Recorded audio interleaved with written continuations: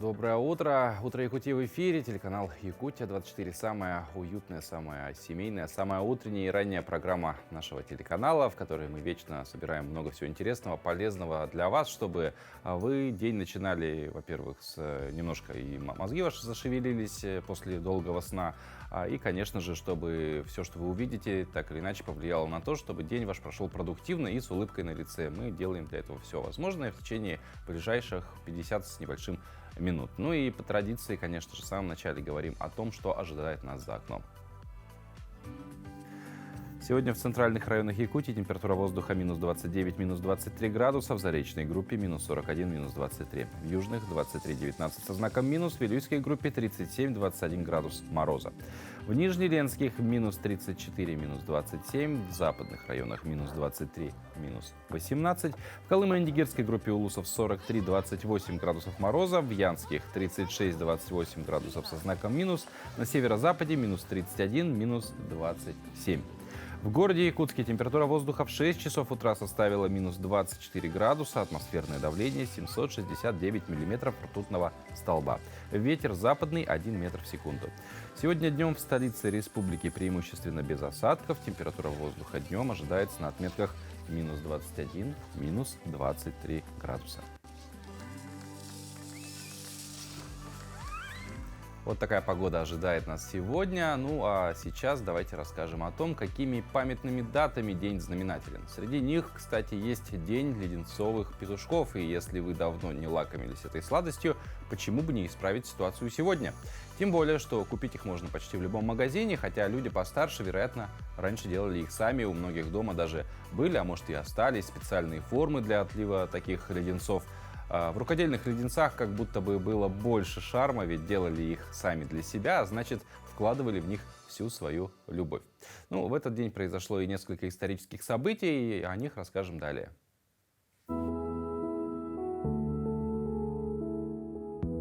На календаре 20 февраля. Сегодня Всемирный день социальной справедливости. По народному календарю День Луки, Могучница. На Руси в День Луки было принято печь пироги, естественно, с луком. Этот день в истории. 20 февраля 1909 года опубликован первый манифест футуризма. В 1975 году в Советском Союзе учрежден День войск противовоздушной обороны. В 1986 году на космическую орбиту выведена научная станция «Мир». В этот день родились Белла Кун, венгерский советский политический деятель и журналист. Порфирий Иванов, русский целитель, автор популярной методики оздоровления детка. Лев Даватор, советский военный деятель, генерал-майор, герой Советского Союза. Валентина Чузовская, театральный критик, журналист, отличник телевидения и радио Советского Союза. Евгений Драгунов, советский инструктор стрелкового оружия. И Елизавета Глинка, российский общественный деятель, правозащитник. Именины сегодня у Александра, Алексея и Петра. Ну что ж, довесок ко всему поздравляем именинников. Ну а далее погрузимся в мир профессии и затронем тему профессиональной переподготовки, но это через пару минут. А сейчас на очереди новостная сводка от наших коллег, после которой вернемся и выполним комплекс утренних упражнений.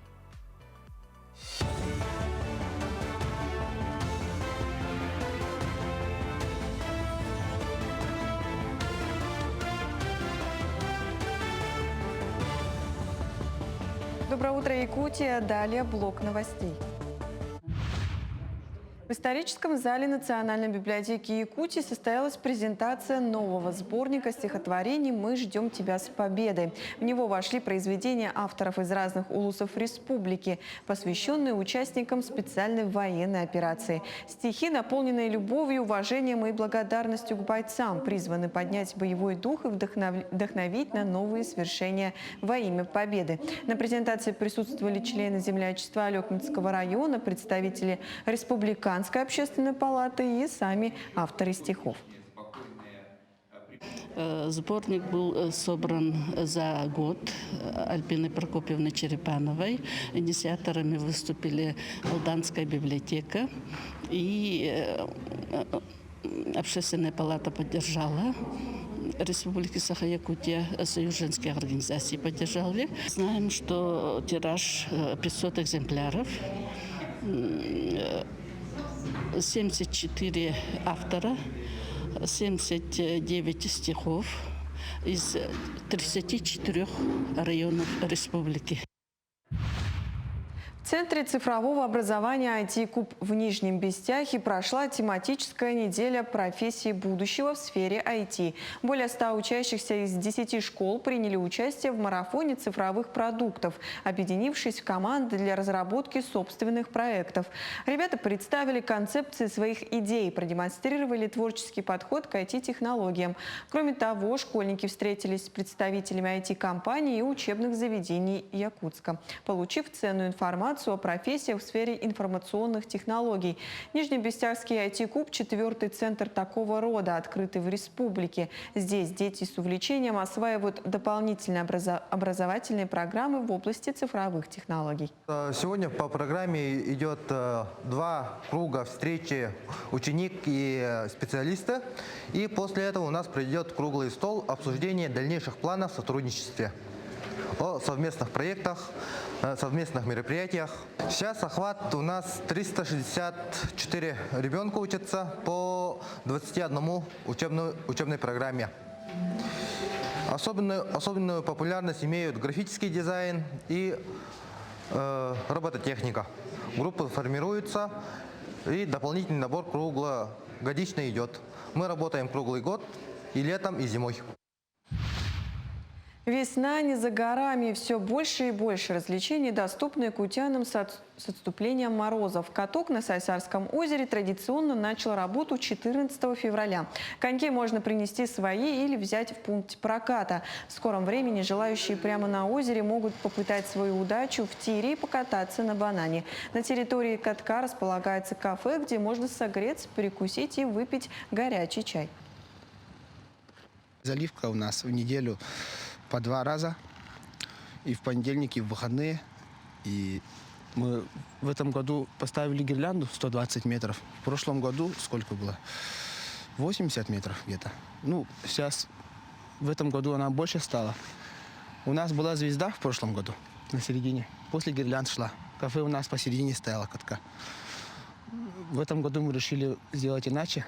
Ну, для людей, чтобы удобнее было.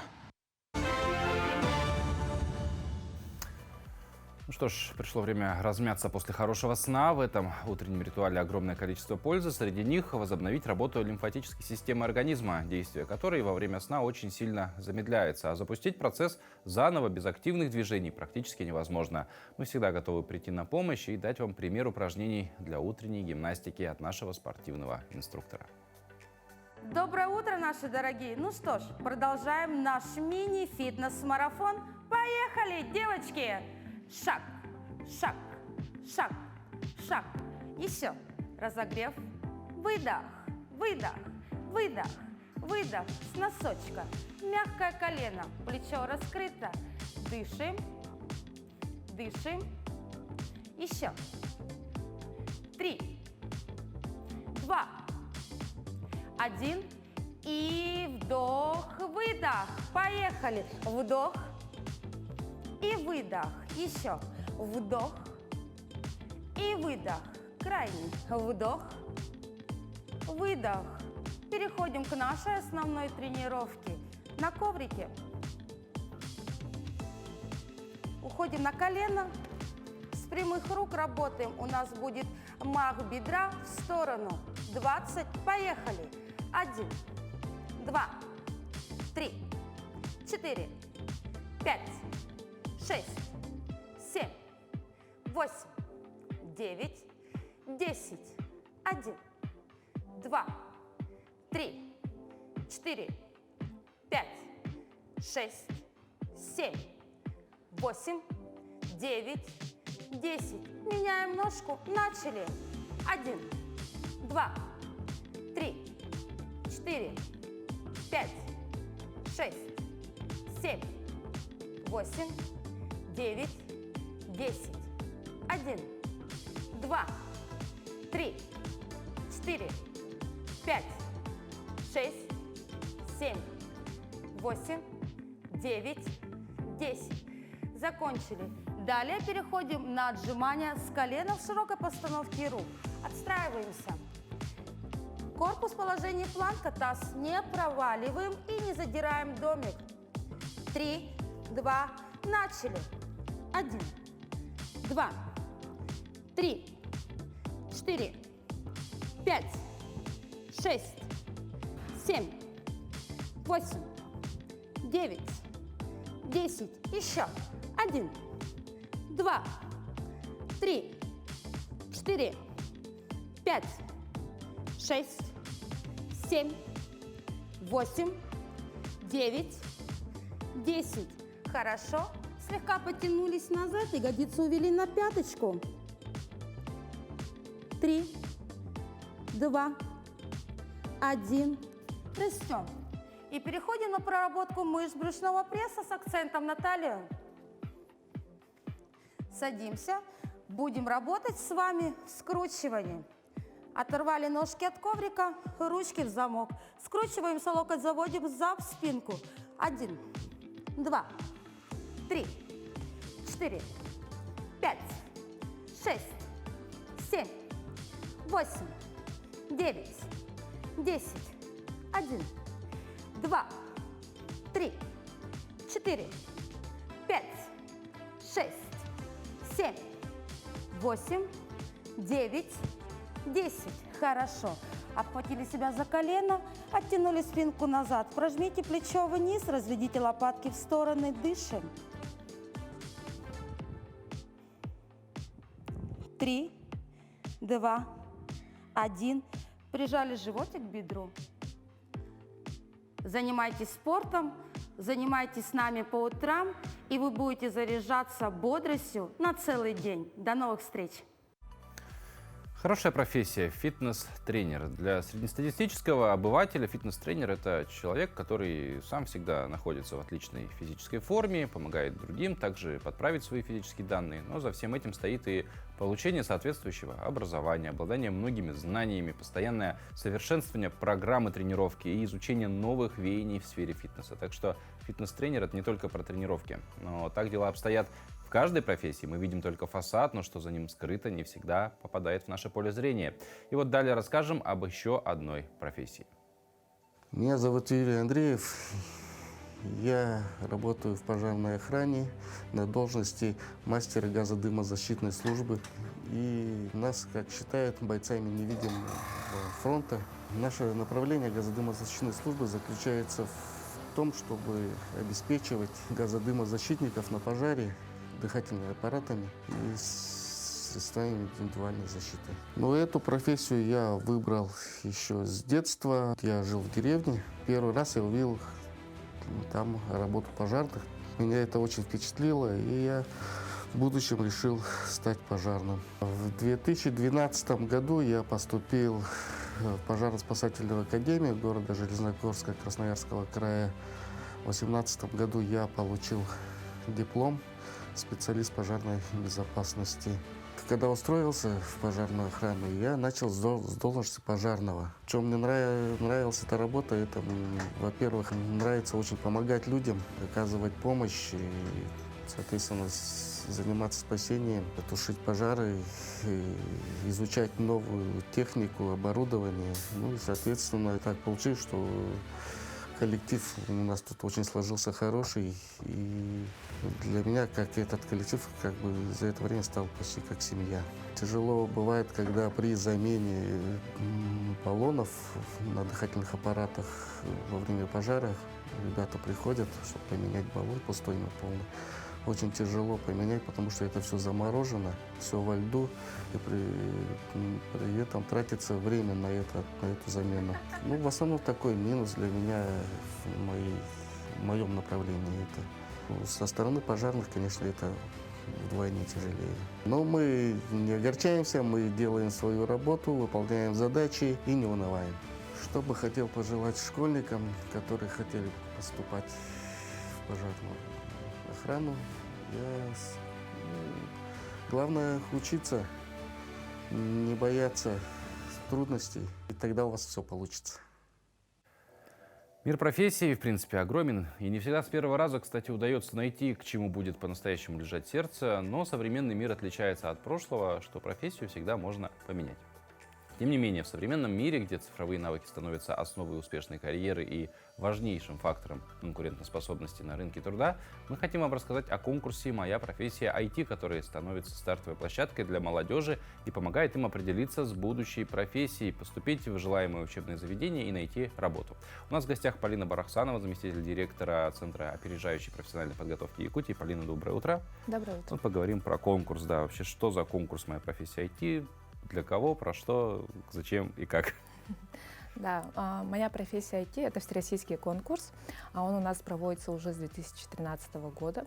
И сегодня, получается, он уже 2016 года проводится. И вот в этом году он проводится 9-й год. И получается, конкурс, он направлен на то, чтобы IT-отрасль у нас развивалась. Поэтому участниками выступают как раз-таки и различные категории. Ну, я так понимаю, это по большей части для студентов и школьников, или там, взрослые люди, уже сформированные профессионалы в каком-то деле, могут тоже принять участие? Ну, получается, в конкурсе у нас принимают участие категория А — это у нас школьники, и категория Б — это студенты. Но, тем не менее, в самом конкурсе принимают участие также и эксперты, тоже свое комьюнити-сообщество, да, которое как раз-таки помогает и школьникам, и студентам развивать навыки как раз-таки в IT-отрасли. А как в конкурсе можно принять участие? То есть есть ли какой-то, ну, может быть, там, отборочный, может быть, какие-то вступительные, да, назовем так, испытания? Да, если вот идти вкратце по истории конкурса, изначально он проводился только в городе Якутске, но сейчас, получается, он настолько развился, что он уже всероссийского масштаба, и для того, чтобы как раз-таки участники нашей республики Саха-Якутия, финалисты, могли принять участие, да, мы проводим его в несколько этапов. Это, получается, у нас отборочный этап на муниципальных районах. Далее дети, отобранные, приезжают в город Якутск и принимают участие в финале. И именно в городе Якутске. А далее отобранные команды выезжают на финал в сам всероссийский. Ну вот мы сегодня с вами говорим, сейчас какой-то этап уже проводится. Если какой, то расскажите. Да, получается, у нас в целом муниципальный этап проходил с ноября по декабрь 2024 года.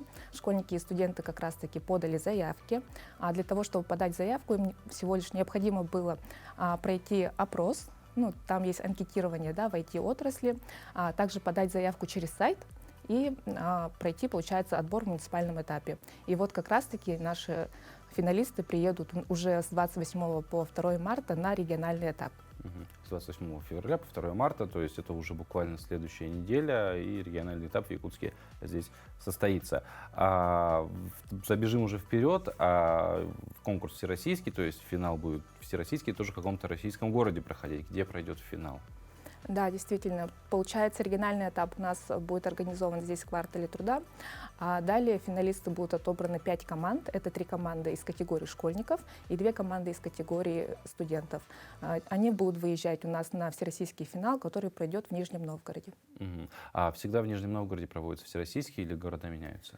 Города меняются действительно, и будет несколько этапов, то есть несколько городов, даже финалистов, да, более 12 городов российских, в котором пройдет как раз-таки финал. Ну, опять же, всегда важен вопрос, да, а для чего это делается? Понятно, с одной стороны, это, ну, как-то возможность студентам, школьникам прикоснуться к миру информационных технологий, да, возможно, почувствовать, возможно, найти себя в этом мире. Но помимо этого есть же еще какие-то, наверное, преимущества, дающие, ну, если не просто участие, но хотя бы став призером какого-то из этапов, может быть, не только финального, да, всероссийского, что участники, победители, скажем так, получают. Да, действительно, как вы отметили, ну, проект сам несет профориентационный характер, да, и вот мы как Центр опережающей профессиональной подготовки как раз-таки являемся региональным координатором профориентации в республике, и наша цель вот как раз-таки с этим конкурсом, она соприкоснулась, и поэтому мы в этом году выступили региональным оператором данного конкурса впервые, и, получается, проводим его здесь на республиканском этапе. И школьники, приняв участие в этом конкурсе, они у нас не только развивают свои навыки, да, по различным отраслям, но и знакомятся с детьми, которые как раз-таки тоже такие одинаковые интересы, получается, нарабатывают свои навыки, и в дальнейшем они даже, вот, общаясь с экспертами, могут уже планировать свое трудоустройство. Вот, может быть, есть какой-то наверное, случай, да, или несколько вот успешных именно, когда человек пришел участвовать в конкурсе и там очень там успешно связал свою жизнь с информационными технологиями?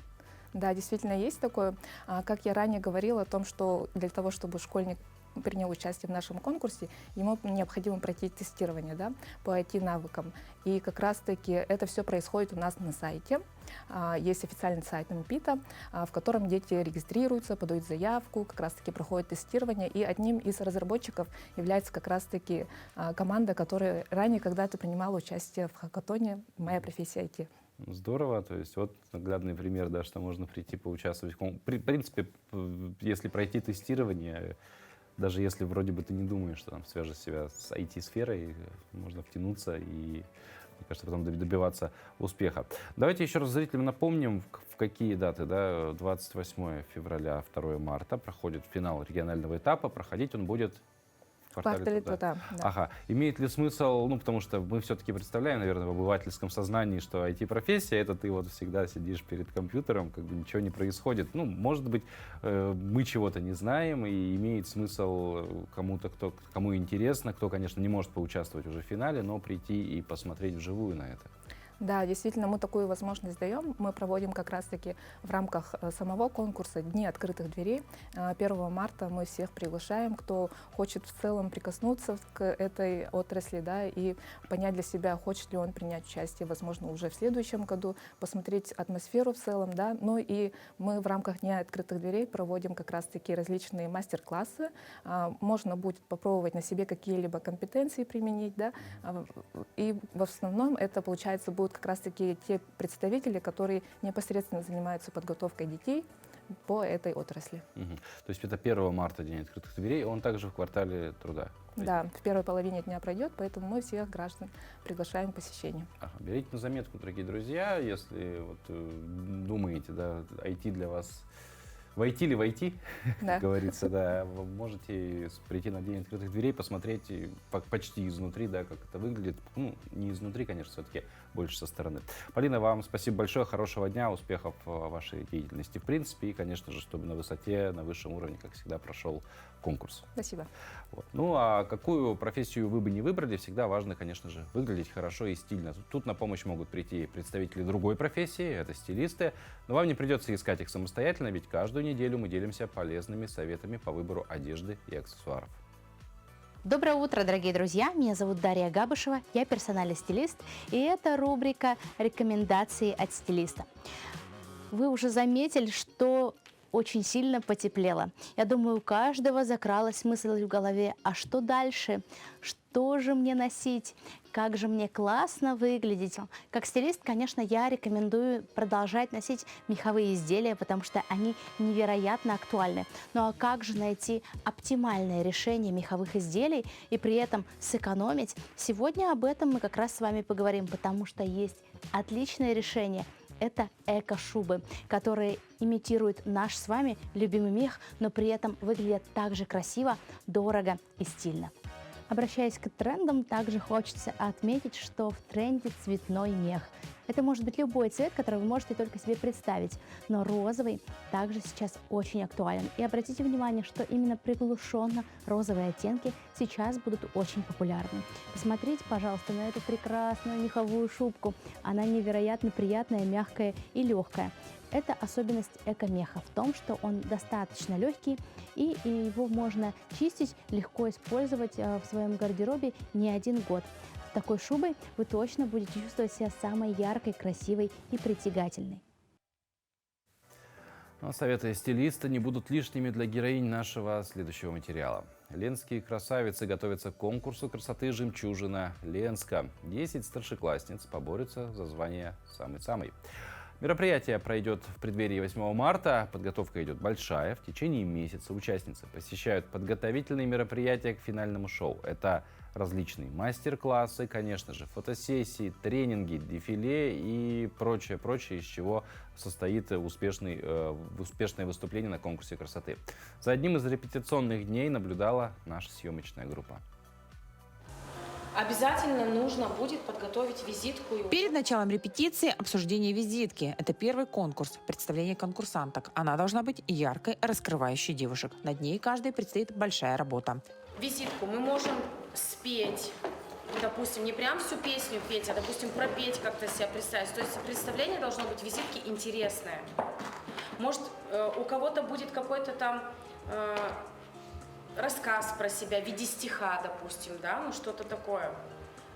То есть интересно, это должно быть интересно. Не просто вышли такие: «Здрасте, я Маша, там, Васильева». После прогон-проходки по сцене девушки прекрасно держатся. На высокой шпильке чувствуют себя комфортно. На репетиции разучивают основные элементы шагов. Руководит процессом режиссер-сценарист Елена Ковальчик. Все одинаковые должны делать. И вот так. И раз, и раз, и раз.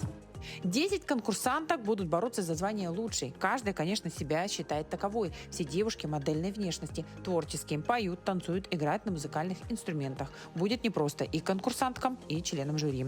Алина Савельева уверена в своей победе. Конкуренток, признается, для нее нет. 11 лет девушка занимается танцами, много выступает. Конкурс для нее – очередная возможность заявить о себе. Сегодня она так же, как и остальные, готовится к финалу. Каждый день посещает репетиции. Вот первые дни у нас, я считаю, то, что они прошли достаточно сплоченно, весело, без какого-либо стресса. Мне понравилось. Мы учились ходить на каблуках со шпильками, получается. Мы все вместе ходили, обнимали друг друга специально, ходили в ряд, в ногу. Надо сказать, что Алина приоткрыла завесу тайны и показала фрагмент творческого конкурса.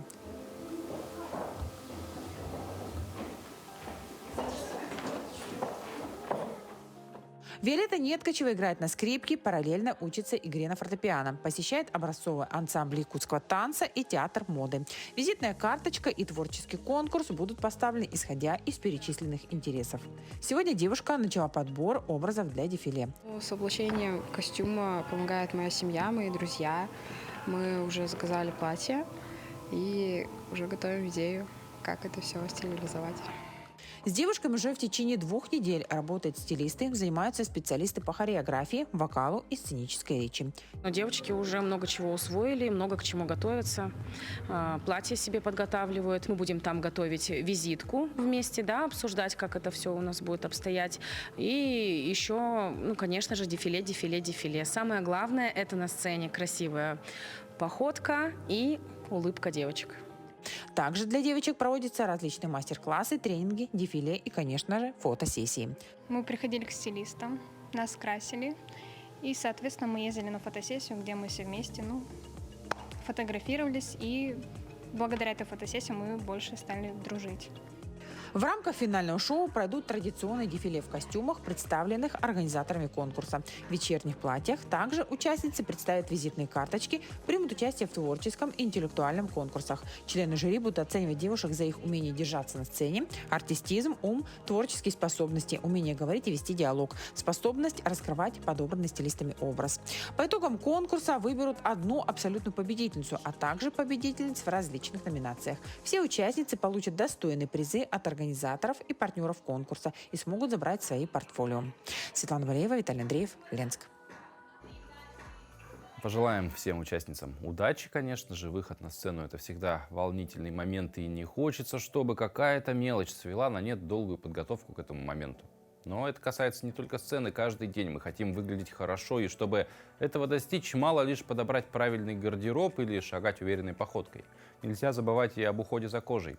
Далее дадим несколько полезных советов, как организовать этот уход. Кожа – это самый большой орган тела, выполняющий множество важных функций. Она обеспечивает сохранность в организме жизненно важных химических и питательных веществ. При этом она выступает как защитный барьер от проникновения в организм опасных веществ и защищает нас от вредного воздействия ультрафиолетового излучения Солнца. Кроме того, цвет, текстура и складки на коже делают нас не похожими друг на друга. Все, что препятствует нормальному функционированию кожи или вызывает изменения во внешности, может иметь важные последствия. Поэтому очень важно ухаживать за кожей лица, как для здоровья, так и для эстетической составляющей. Комплексный уход за кожей лица – это то, что помогает нам сохранить кожу молодой и выглядеть свежими и отдохнувшими. Сегодня мы вам расскажем о последовательности ухода за лицом. Каждое утро необходимо начинать с умывания. Ночью кожа восстанавливается и выделяет кожное сало, как на лице, так и на руках, которые необходимо смыть. Поэтому перед тем, как дотрагиваться до кожи лица, необходимо тщательно вымыть руки. Для умывания используйте гели и пенки с нейтральным pH-балансом. Это позволит вам деликатно очистить кожу. После умывания нанесите на лицо тонер. Тонеры освежают кожу, возвращают ей сияние, а также подготавливают ее для впитывания последующих средств. Следующим этапом нанесите сыворотку. Сыворотка стимулирует выработку коллагена и помогает поддерживать необходимый уровень увлажненности. Не забывайте и про зону шеи. Далее нанесите на лицо дневной или универсальный увлажняющий крем. Он обеспечивает коже оптимальную дозу увлажнения и предотвращает появление мелких морщинок. Наносите все средства легкими похлопывающими движениями, не растягивая при этом кожу. Также не забывайте про солнцезащитные средства, чтобы защитить кожу от ультрафиолетового излучения. На этом утренний уход завершен. Подбирайте все средства, подходящие под тип вашей кожи. Теперь можно нанести декоративную косметику и идти покорять этот мир. Еще один фактор, на основе которого окружающие могут составить мнение о нас, это, конечно же, наши манеры и этикет. Даже у такого простого действия, как рукопожатие, есть свои нюансы и особенности. Моя коллега Вероника Тамтосова далее расскажет о тонкостях этого приветственного действия. Доброе утро, дорогие телезрители! Мы продолжаем знакомить вас с правилами этикета. И сегодня мы поговорим о очень древней традиции, о рукопожатии. Много разных вариантов, откуда она пошла, но точно это случилось еще во времена наших предков. Как правило, когда мужчины носили с собой всегда оружие, это было символом того, что я безоружен, я протягиваю тебе руку мира. Сейчас оружие с собой не носит, только интеллект и, конечно, свои способности, но это осталось прежней традицией, что протягиваем руку, говоря о том, что мы человеку доверяем, его уважаем. Как же правильно протягивать руку? Протягиваем обязательно правую руку, вне зависимости от того, какой рукой пишем, являемся мы левшой, всегда правая рука. Протягиваем и здороваемся. Если вы заходите в помещение, где вам необходимо поздороваться с несколькими людьми, соответственно, нужно поздороваться с каждым человеком. То есть вы не выбираете только знакомых, вы здороваетесь со всеми. Но нужно учитывать следующее. Первое, что женщины протягивают руку первыми, потому что она может протянуть руку как для поцелуя, так и для рукопожатия. Она принимает решение, поэтому, соответственно, протягивает руку мужчине, если речь идет о том, что мужчина здоровается. Далее мужчина здоровается, соответственно, со всеми присутствующими, то есть со всеми поздоровался, и возможно, что старшие по званию или по возрасту могут протянуть руку первым, потому что обычно, в обычном обиходе, первыми здороваются именно старшие по возрасту или по званию. В этом случае, особенно при знакомстве, также здороваются те, кто старше по званию, вне зависимости от пола. Если здороваются две женщины, то первой протягивает руку та, что старше. Это основные правила. Помним, что сжимать руку является нарушением правил этикета. Не нужно проверять, кто крепче пожал руку. Как правило, это бывает у мальчишек, да, то есть показать, что я сильнее. Это недопустимо. То есть легкое рукопожатие, символизирующее о том, что вы человека уважаете и ему доверяете. Если вы попали в незнакомую компанию, видите, что люди, допустим, вас старше, то первым руку вы не протягиваете. То есть вы поздоровались, подошли, и здесь уже за незнакомыми людьми принято решение, доверяют ли они вам, готовы ли они к тактильному контакту, будут ли они протягивать вам руку. Необходимо учитывать не только возрастные особенности, а также статус вас в обществе, но и особенности культуры. Помним, что в мусульманских странах женщины за руку могут поздороваться только с родственниками или мужем. То есть без мужа, без родственников женщина в принципе не разговаривает с посторонними людьми, особенно с мужчинами, и тем более мужчине руку никогда не протягивает. Поэтому, если вы планируете какие-то долгосрочные поездки в иные государства, в иные культуры, необходимо ознакомиться, насколько будет уместен жест пожатия руки. Соблюдайте правила этикета, уважайте друг друга, и жизнь будет намного проще и приятней.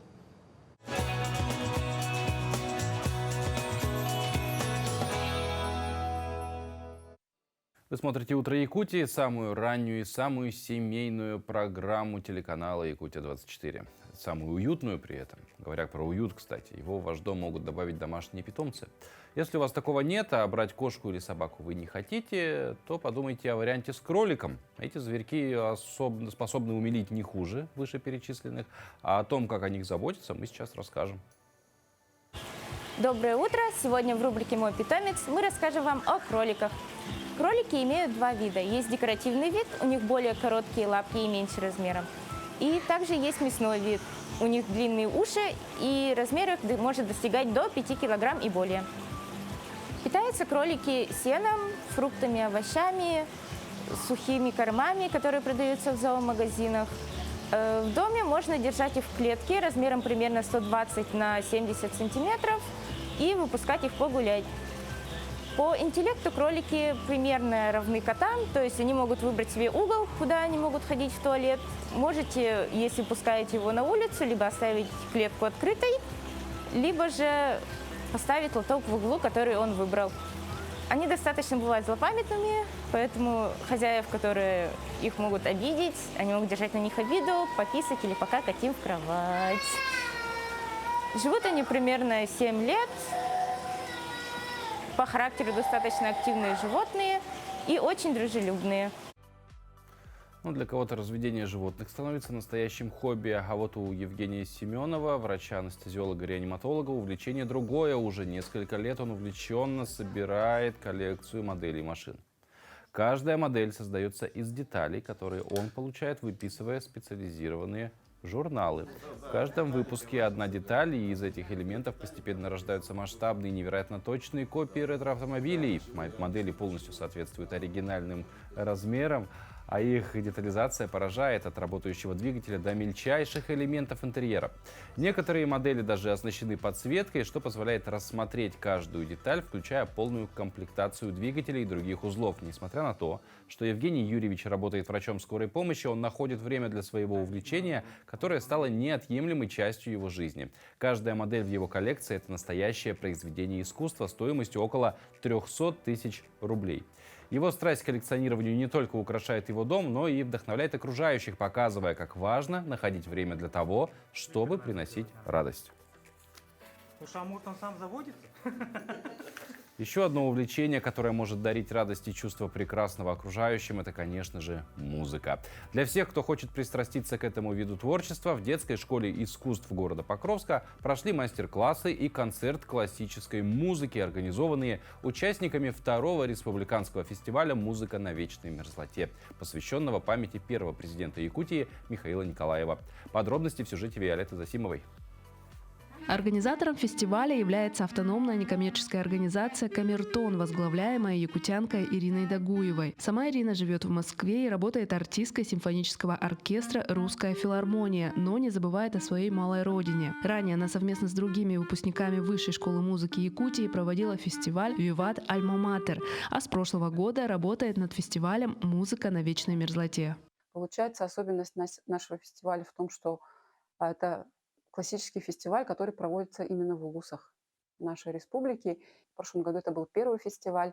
Мы съездили в Горный улус, село Бердыгистях, и Барагонцы, Усть-Алданские улусы. Но тогда у нас были только концерты. В этом году помимо концерта участники фестиваля также провели мастер-классы. В течение 2 дней в здании детской школы искусств проходили занятия по игре на кларнете, фортепиано и скрипке. Мастер-класс по скрипке вела уроженка Покровска Екатерина Рахимова, единственный музыкант из Якутии, преподающий в Центральной музыкальной школе при Московской государственной консерватории имени Чайковского. Покровск, с одной стороны, он все такой же, да, родной мой город. А с другой стороны, он, конечно, растет, развивается, да, появляется много домов новых, как-то становится краше, больше. Вот, тоже это очень приятно.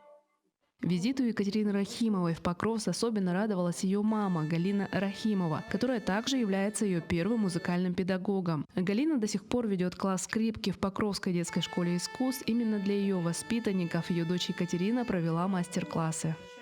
Вообще мне нравится мастер-класс, когда приезжают педагоги и работают, и что-то узнаешь новое. И всегда как-то нравится. Тут еще своя дочь занимается, и так что можно не боясь спросить что-то у нее, вот, где-то пошутить. Конечно, эмоции, и радость, и волнение. И хочется, чтобы она подольше здесь была. Двухдневные мастер-классы завершились концертом классической музыки с участием приглашенных музыкантов и воспитанников детской школы искусств. Прозвучали произведения как иностранных и российских, так и якутских композиторов.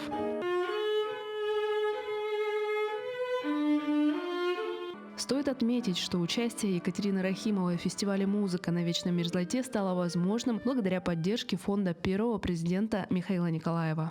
Виолетта Засимова, Хангаласский улус. Ну, тем временем в Якутске стартовал чемпионат Якутии по плаванию. Победители соревнований отправятся защищать честь региона уже на всероссийских первенствах. Лучших спортсменов в дисциплине определят в течение 3 дней. Вчера был первый. О том, как он прошел, расскажет Вероника Таюрская.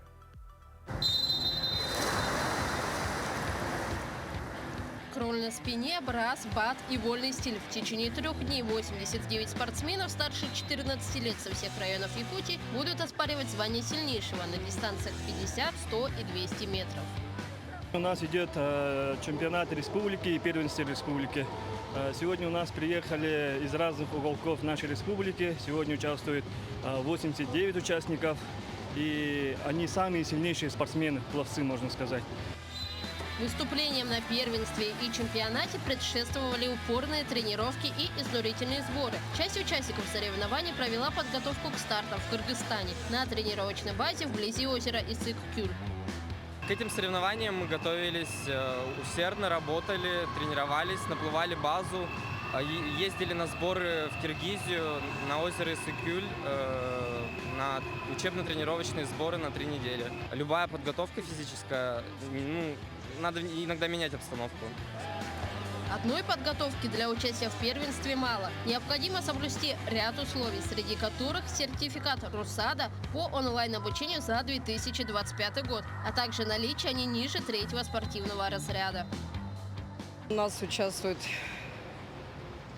30 спортсменов нашей группы. Из них у нас 2 мастера спорта, кандидаты перворазрядники, которые готовятся на очередные соревнования, на чемпионаты первенства Дальнего Востока. Первенство посвящено 80-летию Великой Победы. На соревнованиях присутствовал герой России Николай Евдокимов.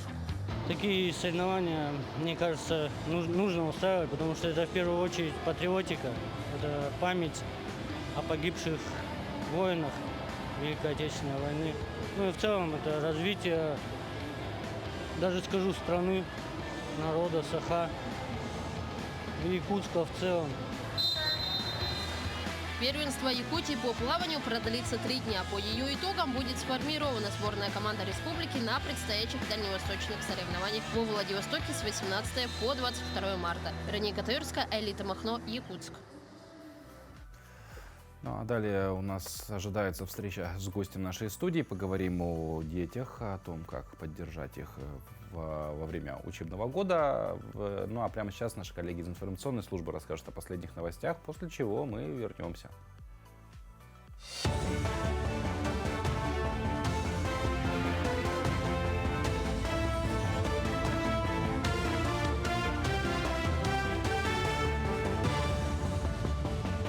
Продолжим говорить о самых заметных событиях к этому часу. В Нерюнгринском районе в этом году с учетом индексации установлены новые размеры региональных мер социальной поддержки семьям с детьми, среди которых целевой капитал «Дети столетия» в размере 116 756 рублей. Также выплачивается республиканский материнский капитал. Он составляет 316 200 рублей. На детей из многодетных и малообеспеченных семей предусмотрена ежегодная выплата на подготовку к школе. Сумма пособия 4534 рубля. При рождении первого ребенка предусмотрена выплата в размере 60 780 рублей в первой зоне. Во второй зоне размер этой выплаты составит 50 910 рублей.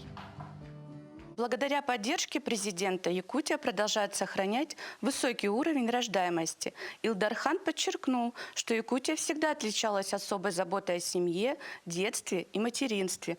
Каждая 5-я семья в республике многодетная. Это один из лучших показателей в нашей стране. В эти дни в Амге прошла встреча школьников с участием объединения КЮН, учащихся Республиканского лицея и Мегина Кангаласского улуса с целью пропаганды родного языка.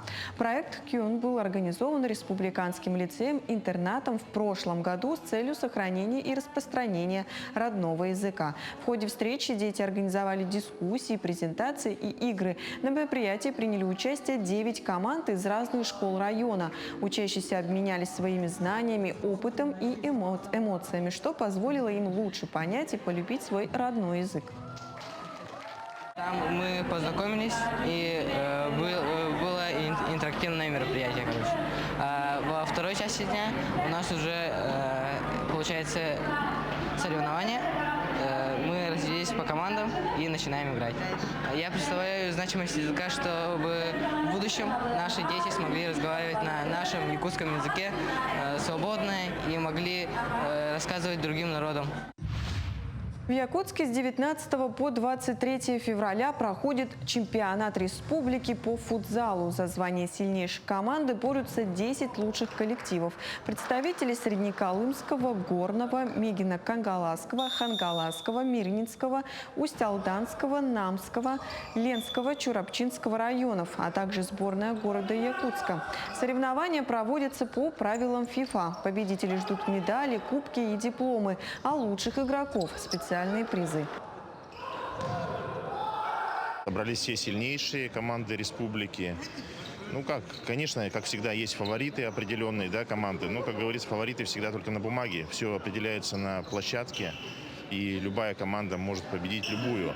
Ну, хотя первая игра как бы так не показала. Сборная Хангаласского улуса достаточно крупно проиграла Мегино-Кангаласскому улусу, который, ну, является одним из таких скрытых фаворитов, которые еще никогда не выигрывали чемпионат республики. И в этом году, там, насколько я знаю, 95-летие улуса, да, и они, ну, очень серьезно настроенная команда. К этому часу это вся информация. До встречи в эфире.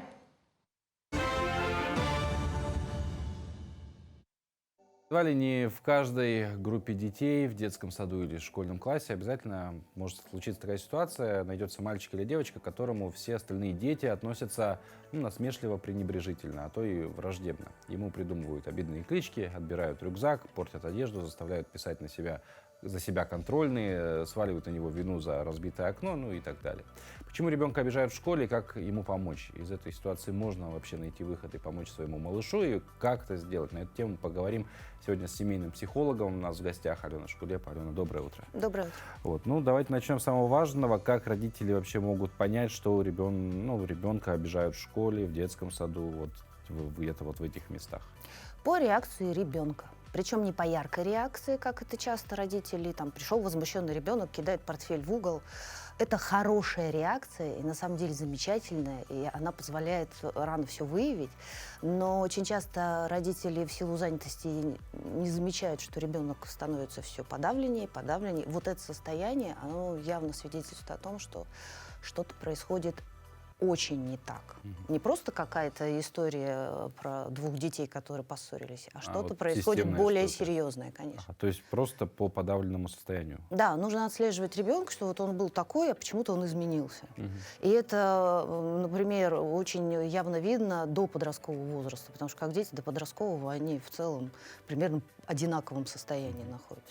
Но тут может же быть проблема, что это вот на самом деле как вырастают дети, да, когда ты их видишь редко, допустим, ты какой-то дальний родственник, да, ты их видел раз в месяц, то, там, месяц назад он был вот такого роста, вернулся через месяц, он уже вот такого, ты видишь наглядно. А родители каждый день видят ребенка, они же не всегда могут уследить. То есть это же не сразу в один день, вот он вчера был веселый, радостный, завтра пришел подавленный. Это же не вот такое резкое переключение происходит. Может быть и резкое переключение, может быть все что угодно, все зависит от ребенка и от того, вот вы говорите про наблюдательность родителей. заниматься над детьми, и да, с ними общаться хотя бы 10 минут в день для того, чтобы отслеживать вообще, что происходит. Ага. Но если, да, стало понятно, что ну, какие-то вот неприятные ситуации происходят у ребенка, да, в его поле, в поле обитания, скажем так, да, с чего начать, что делать? В первую очередь, наверное, с ребенком поговорить непосредственно. Да, нужно поговорить с ребенком. Но если ребенок не открывается, а такое тоже бывает, и не всегда в этом, кстати, виноваты родители, как иногда пытаются это транслировать, идти в школу, где ребенок чаще всего обитает, в школе. Значит, мы идем, разговариваем с классной руководительницей. Если классная руководительница не дает какой-то информации, есть друзья, подружки у моего ребенка, можно пообщаться с ними, особенно если доверительные отношения и так далее и тому подобное. Для начала нужно собрать информацию. Информацию нужно собирать спокойно, действительно выяснить, что происходит. Не на горячую голову. Конечно, не на горячую голову, потому что в жизни бывает всякое. Дети могут просто поссориться, поругаться, и это не буллинг. Просто вся ситуация в том, в связи с популяризацией психологии сейчас очень многие узкие профессиональные термины воспринимаются и транслируются на все. Это, знаете, как про подавленное состояние, что ты в депрессии. Депрессия — это вообще заболевание. Та же самая история с буллингом.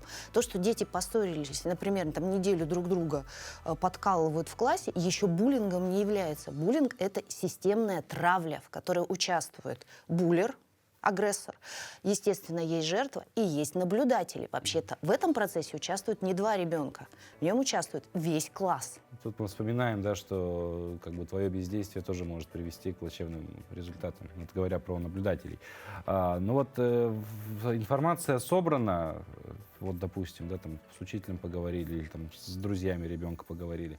Информация какая-то есть. Что с этой информацией дальше делать? То есть идти... Разговаривать с администрацией школы, привлекать психологов и так далее. Вот вы сказали про наблюдателей. Я хочу отметить следующую вещь, что если ваш ребенок, вот вы родители, и вы знаете, что в классе происходит буллинг, и ваш ребенок является наблюдателем, вообще существует такое понятие, как травма наблюдателя.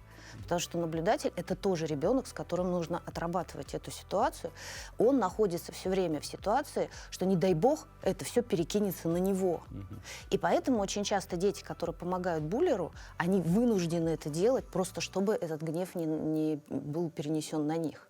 И поэтому, когда администрация школы, если системно за это берется, то отрабатывается абсолютно со всем классом. Это не отдельные истории 2 людей и 2 семей, там, условно, 2 родителей. Это проблема более широкая. Но отрабатывается школьная администрация. А как школьная администрация должна реагировать? Потому что, ну, даже, мне кажется, многие люди могут там вспомнить подобные случаи из школы. Не обязательно с ними произошедшие, просто они где-то слышали что-то и так далее. Даже в своем детстве всегда. Ну, как будто бы школьные администрации стараются, да, даже если почитать новости там, из других регионов, я не знаю, как у нас там, да, нет научного исследования, но они все равно стараются как-то вот пытаться замять этот конфликт. В принципе, можно и не вынося ссоры из избы все решить, мне кажется.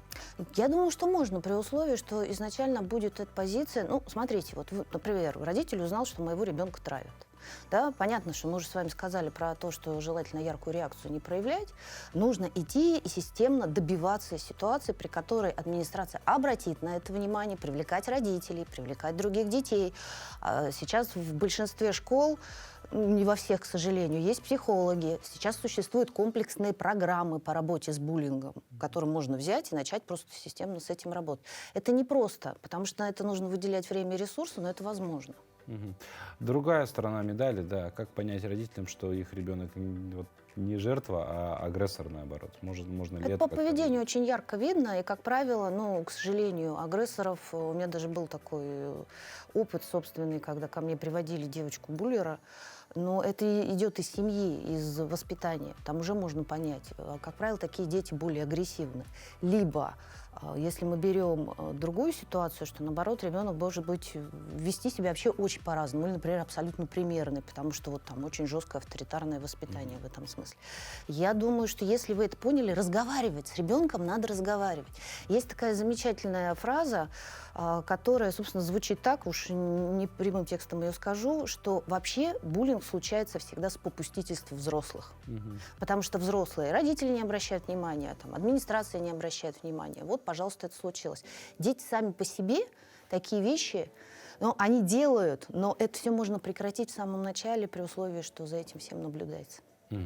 Ну, наверное, один из тоже вопросов немаловажных. Вот эти все ситуации пройдены с администрацией, там проработали, все хорошо, сели там условно счастливы, да? Закопали там топор войны, да, как фраза крылатая есть. Как помочь потом ребенку восстановиться, потому что все равно же, ну, бесследно такие вещи, мне кажется, они не проходят. Это же тоже какое-то психологическое давление какое-то время оказывалось. Ладно, если там это один раз там где-то что-то случилось, там день-два, все решили, а когда это на протяжении там учебного года всего, там половины учебного года. Это, мне кажется, оставляет отпечаток свой. Ну, я не удивлю, если скажу, что, конечно, к психологу надо обращаться. Но, опять же, если школьный психолог или школьная администрация с помощью других специалистов, привлеченных, тех же психологов, решает эту проблему системно, лучше это делать системно. Потому что это не просто какая-то личная травма, однозначно она тоже есть, но это еще и взаимодействие с другими. И вот это взаимодействие с другими тоже нужно налаживать по новой, для того, чтобы когда ребенок вырос, у него не было страха вообще других людей, что там в коллективе это ужасно. Психологи. Ага. Ну и последний вопрос, буквально в 2 словах, потому что времени эфирное почти закончилось у нас. А вообще по статистике, если там сравнить с 20-летней давностью, меньше ли таких случаев становится именно агрессии в школах внутри? Я думаю, что ничего принципиально не изменилось, честно говоря, потому что люди, к сожалению, очень тяжело меняются. Понятно. Алена, спасибо вам большое за эту беседу. Я думаю, многим родителям полезно она будет. Вам успехов в вашей работе, конечно. Спасибо. Ну и отличного, приятного дня. Почти уже скоро весеннего, наверное, да? Судя по температуре. Вам, дорогие телезрители, тоже мы желаем сегодняшний день, чтобы прошел здорово, чтобы все цели, которые вы сегодня перед собой поставили, обязательно были достигнуты, чтобы день прошел с улыбкой на лице. Ну а завтра уже мой коллега Руслан Ачиров встретит вас в этой студии и будет встречать последний рабочий день недели вместе с вами.